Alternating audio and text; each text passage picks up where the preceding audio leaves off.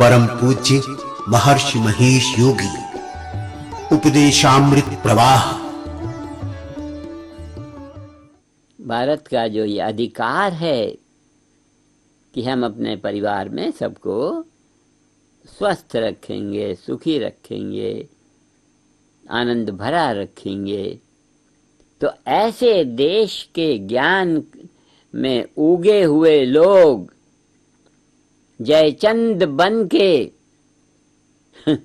पाशविक वृत्ति में जब जाएंगे तो जा तो सकते हैं वो, तो उनके बच्चे लड़के वो सब वो देखो क्या हुआ नेपाल में, क्या हुआ, बड़े राजा ने पढ़ाया उसको अंग्रेजों के उसमें क्या हुआ।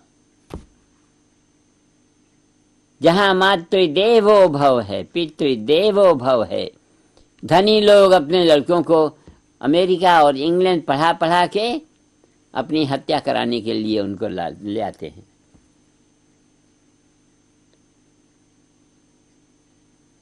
कितने उदाहरण हैं, धनी घरों के लड़के बाहर गए,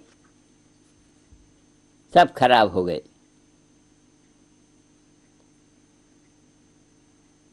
दैवी शक्ति संपन्न, अपने जो चाहेंगे वो होगा, अपने जो चाहेंगे वो होगा। ज्योतिष इतनी अपनी बड़ी विद्या है, ज्योतिष बड़ी विद्या है, ज्योतिष बड़ी विद्या है। हमने सुना है कि भारत के लोग वो ज्योतिष को भी वो कहते हैं कि गड़बड़ है, गड़बड़ है। तुम लोग कुछ तो भी कर सकते हो, लेकिन जो उसका फल होगा, दुख से तुम्हारा जीवन रहेगा और तुम्हारे लड़कों का भी वैसे रहेगा और तुम्हारे परंपरा के भी वैसे रहेगा। लेकिन जान लो, जान लो, जान लो, परंपरा से जान लो, और परंपरा से नहीं जानना हो तो आधुनिक हमारी संस्था के लोगों से समझ लो, और वो लोग नहीं समझा सकते हों तो जो लोग अपने वो हैं, क्या कहते हैं, धनी वनी लोग हैं, हमारी बाहर यूनिवर्सिटीज़ हैं, अगर बाहर ही भेजना है तो हमारी यूनिवर्सिटी में भेजो। अमेरिका में यूनिवर्सिटी है, स्विट्ज़रलैंड में यूनिवर्सिटी है, हॉलैंड में यूनिवर्सिटी है, तमाम सब जगह यूनिवर्सिटीज़ हैं। और अब तो ये व्यापारियों को हम निमंत्रण देते हैं कि राम मुद्रा में व्यवहार करो, राम मुद्रा में व्यवहार करो, राम मुद्रा में व्यवहार करो। तुम्हारे भारत में राम मुद्रा डरावनी अगर है, बाहर व्यापार करो, राम मुद्रा तुम्हारे लिए बाहर के व्यापार में मदद करेगी। चेतना तो एक क्षेत्र है, शरीर दूसरा क्षेत्र है, व्यवहार तीसरा क्षेत्र है। तो जितनी वैदिक संस्था है, और वैदिक संस्था में ये सब जो आपने कहा अभी, गंधर्व वेद है, आयुर्वेद है, ध्यान आदि हैं, ये सारी ये सब वैदिक व्यवस्था है। जीवन का हर एक वैदिक व्यवस्था है, तो उसमें सब जल्दी हो जाता है, जल्दी हो जाता है, सब जल्दी हो जाता है। अभी तो क्या है हमारी ये जो विश्वव्यापी राम राज्य की संस्था अभी बन रही है, अभी इसे वो 108 देशों में बना रहे हैं, और करीब 3000 इसके वो होंगे, राजधानियाँ होंगी, नेशनल में होंगी, स्टेट में होंगी, बड़े बड़े सिटीज़ में होंगी, और सब जगह वो ये उपचार उपलब्ध होगा सब लोगों को।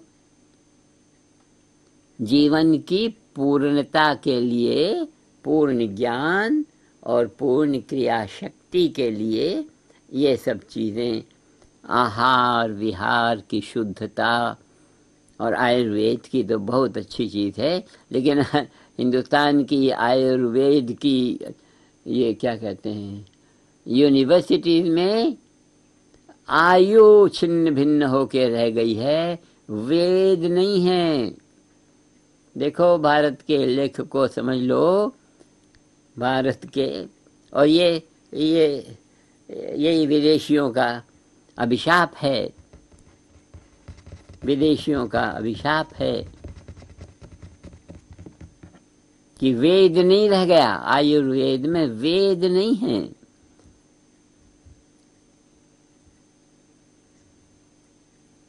अपने पूर्णता को लेते हैं, चेतना से जगाते हैं।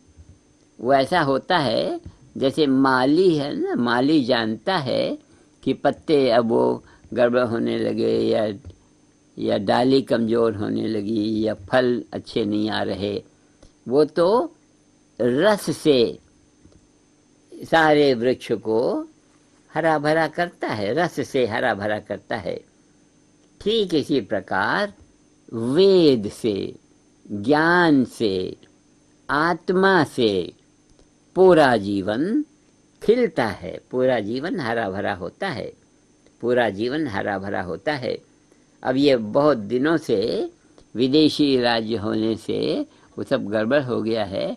अभी अपने फिर जल्दी कर लेते हैं, जमा लेते हैं, शिक्षा में ले आते हैं, शिक्षा में ले आते हैं। भारत के ज्ञान के ऊपर निर्भर करता है विश्व का स्वास्थ्य, विश्व की चेतना, विश्व का व्यवहार। इसलिए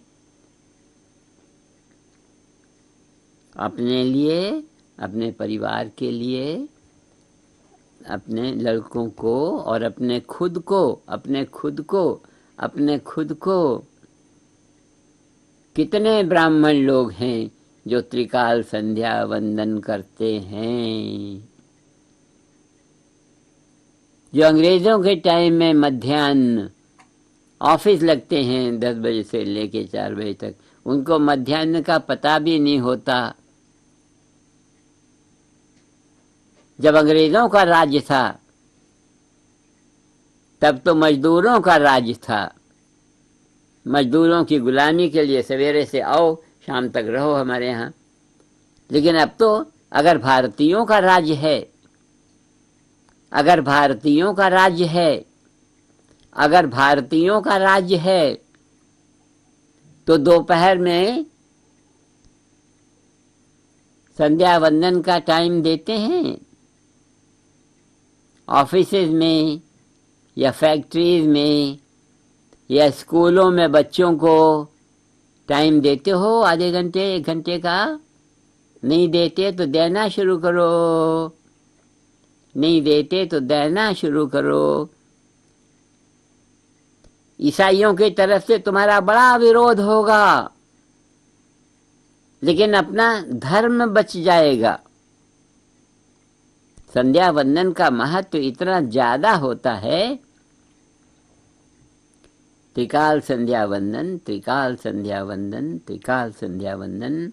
और ये ब्राह्मण और ये क्षत्रिय, ये वैश्य, ये शूद्र और ये ब्रह्मचर्य, कहाँ ब्रह्मचर्य है? इसीलिए सारे समाज में निर्बलता आ गई है, बलहीन समाज है। तो ब्रह्मचर्य, जब ब्रह्मचर्य ठीक नहीं है तो गृहस्थ आश्रम ढीला ढाला होगा, तो वानप्रस्थ में कमजोर लोग होंगे, वृद्ध होते होते बस उनका जीवन खत्म हो गया, रिटायर्ड हो गया, जीवन खत्म हो गया, कुछ रह ही नहीं गया है। संन्यास आश्रम में बहुत कोई वो होते हैं, संस्कार के लोग होते हैं, तो बहुत कम संन्यास का होता है। तो ये सारा का सारा जो है, ये असभ्यता छा गई है देश में, असभ्यता छा गई है देश में। अपना अपना बचा लो, अपना अपना बचा लो, और अपने लिए बचा लो और अपनी जिम्मेवारी जो सारे विश्व के लिए है उसके लिए बचा लो। भारत का जीवन भारतीय के लिए है और सारे विश्व परिवार के लिए है, क्योंकि इसी जीवन की संस्कृति में, इसी जीवन के शिक्षा सिद्धांतों में, इसी जीवन के कर्म के सिद्धांतों में, सारी प्रकृति में साम्य लाने की शक्ति है। ध्यान और सिद्धि से सफलता का जो क्षेत्र है, सफलता का क्षेत्र क्या है? पूर्ण ज्ञान का क्षेत्र और पूर्ण क्रिया का क्षेत्र, माने देवताओं का क्षेत्र। तो ज्ञान का क्षेत्र और देवताओं का क्षेत्र, ये दोनों भावातीत ध्यान से चेतना में जाग जाते हैं। तो अपना दिनचर्या में इसको ले आना चाहिए, दिनचर्या में ले आना चाहिए। लाभ है वो पूरा का पूरा मिलेगा। अभी ये सब गड़बड़ हो गया है, दिनचर्या खराब हो गई, लोगों को रहने के मकान गड़बड़ हैं।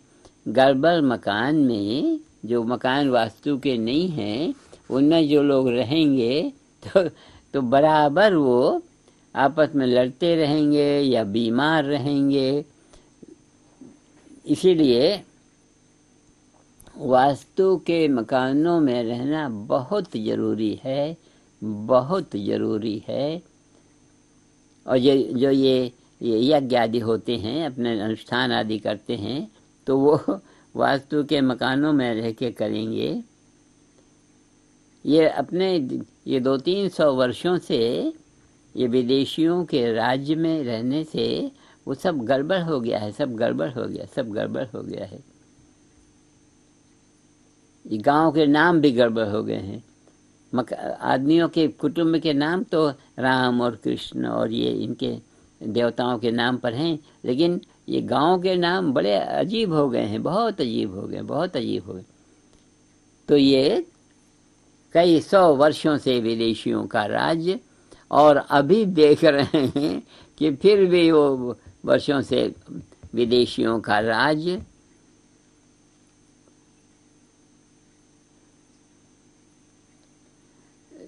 ये जो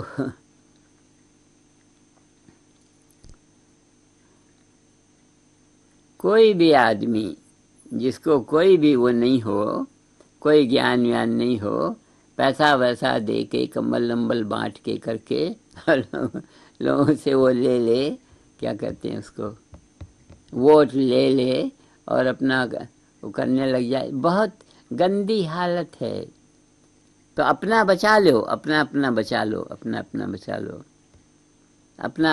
लो।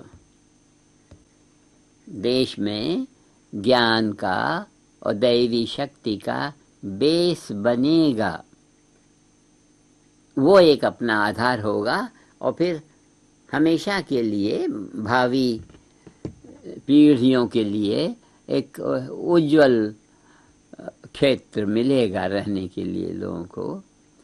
और स्कूल हम खोलना चाहते हैं, तमाम स्कूल देहातों में स्कूल खोलना चाहते हैं, तो स्कूल भी बनवा देते हैं। तो जो लोग स्कूल भी बना लें अपना,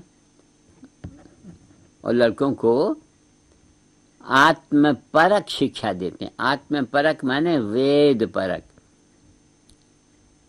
वेद को भीतर चेतना में जगाते हैं। तो वेद जागने से देवता जागते हैं। और जो अभी हमने कहा कि देवता जो जागते हैं, वो ये रामलीला, ये रामलीला कहानी सरी सी लगती तो है और कहानी बन सकती है, लेकिन ये यथार्थ हो रहा है। ये सनातन धर्म है। मालूम नहीं था, विदेशियों के राज्य में ये सब गुम गई थी ये, लेकिन अभी फिर गुरुदेव की कृपा से वैदिक गुरु परंपरा के प्रताप से जो ये ज्ञान की संस्था उभरी है। और ज्ञान की संस्था में क्या है? ज्ञान की संस्था में ये सब, ये न्याय, वैशेषिक, सांख्य, योग और ये कर्म मीमांसा, वेदांत, भक्ति, ये शंकराचार्य, ये रामानुजाचार्य, ये माध्वाचार्य, ये सब जो संप्रदाय अपने हैं, योगियों के संप्रदाय हैं, ये सब बड़े ये वो हैं, क्या कहेंगे, ये खूंटे बने हुए हैं अपने। उसमें संस्कृति अडग रहती है, भारत की संस्कृति अडग रहती है। हम जितना करते हैं और कर सकते हैं करते हैं। और अभी ये जो सरकार हमने खोली है, विश्वव्यापी राम राज्य जो खोला है, विश्वव्यापी राम राज्य जो खोला है, ये वैदिक विश्व प्रशासन का ये सर्वोच्च आदर्श रूप प्रशासन होगा। आदर्श प्रशासन के क्या मायने हैं? आदर्श प्रशासन के मायने हैं कि वो दुख आने से पहले मिटा देगी सरकार हमारी। राम राज्य की सरकार जो है वो दुख आने के पहले दुख को मिटा देगी। हेयम दुःखमनागतम, राम राज्य दुख काहू न व्यापा। राम राज्य दुख काहू न व्यापा। राम राज्य दुख काहू न व्यापा। राम राज्य दुख काहू न व्यापा। भारत में वो ज्ञान है, वेद भूमि भारत है। भारत वेद भूमि है, ज्ञान भूमि है, पूर्ण ज्ञान है। और इसीलिए भारतीयों के लिए सारा विश्व अपना एक कुटुंब है। भारत की जिम्मेवारी सदा रही है और हमेशा रहेगी, आज भी है। क्या जिम्मेवारी है? वसुधैव कुटुंबकम सर्वे भवन्तु सुखिनः। ये समय है भारतीय सारे विश्व को ऐसा सुखदायी प्रशासन विधान दे सकते हैं जिसमें किसी को समस्याएं न आए, दुख न भोगना पड़े। राम राज्य दुख काहू न व्यापा। राम राज्य की स्थापना कर लो। और राम राज्य की स्थापना के लिए 50 वर्षों से हम सारे दुनिया में भावातीत ध्यान सिखा रहे हैं। भावातीत ध्यान क्या है? ऋचो अक्षरे परमे व्योमन, ये वेद का प्रांगण है। भावातीत चेतना, आत्म चेतना वेद का प्रांगण है। वेद में जागी हुई चेतना वेद में जागी हुई चेतना सारे विश्व का प्रशासन करती है। वो करते ही है, वो करते ही है। जैसा ये है कि कोई राजा के घर में उत्पन्न हुआ राजकुमार, उसको तो राज्य करना ही है। भारत में उत्पन्न हुआ वैदिक विश्व प्रशासन तो उसको करना ही है। वो हो ही रहा है। वो तो राजघराने में पैदा ही हुआ है।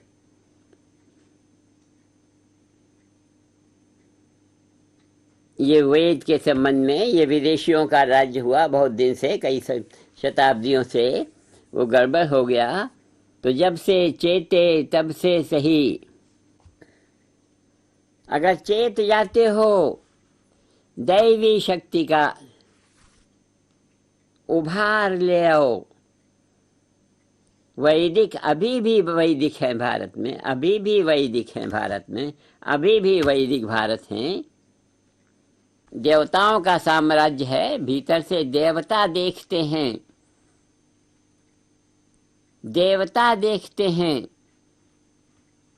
खाली ध्यान से नहीं होगा। ध्यान एक थोड़ी देर का होता है, शाम सवेरे ध्यान करते हैं, त्रिकाल संध्या वंदन करते हैं। दिन में मातृदेवो भव होता है, पितृदेवो भव होता है, आचार्य देवो भव होता है, अतिथि देवो भव होता है। ये देवतामय जीवन है। और जो देवता नहीं जानते हैं ये उनके लिए नहीं है, जो नहीं जानते हैं। सूरज उसके लिए चमकता है जो सूरज से फायदा उठाना चाहता है। जो सूरज से नहीं फायदा उठाना चाहता, मोटे मोटे छाते लगाता है, सूरज आनी पड़ जाए, कहीं आनी पड़ जाए। तो ये दूसरे धर्मों के लोग, वो एक गलत चीज है, एक वो बिल्कुल गलत चीज है, वो बिल्कुल गलत चीज है कि अपने को धार्मिक कहना और देवताओं से मुंह मोड़ना। The whole thing is wrong.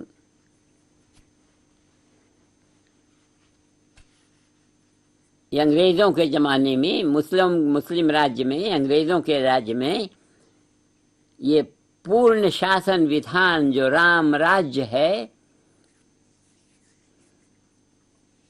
त्रिकाल संध्या वंदन, दैवी आराधना, यज्ञ महायज्ञों का आयोजन करो।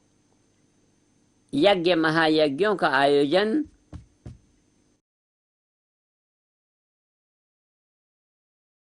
जो भी करता है उससे कराओ। वो तो देवताओं की आराधना से देवता प्रसन्न होंगे।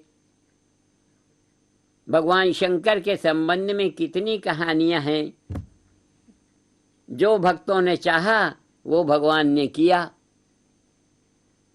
जो भक्तों ने चाहा वो भगवान ने किया।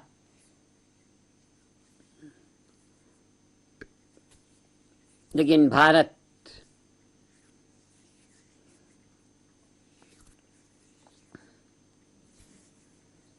देश बुरी स्थिति में है।